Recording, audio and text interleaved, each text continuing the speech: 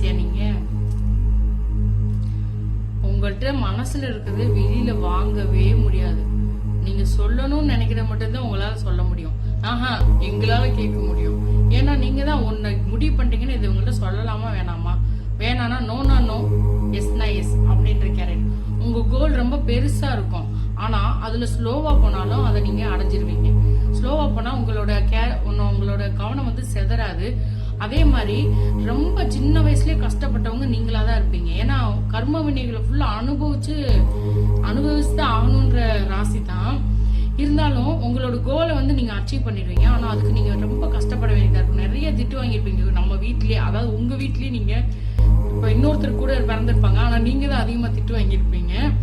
அதே மாதிரி அட்வைஸ் பண்றது உங்களை மிஞ்சிட ஆளே இல்லை.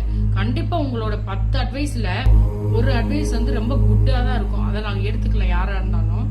அவ்வளவு திறமை. என்ன திறமை தெரியுமா? கஷ்டப்பட்டது. அதாவது ஒரு 30 வயசுலயும் ஒரு 60 வயசுக்காரங்களோட நாலேஜ் இருக்கும். அதாவது அந்த அளவுக்கு நீங்க கஷ்டப்பட்டு மேல வந்திருப்பீங்க.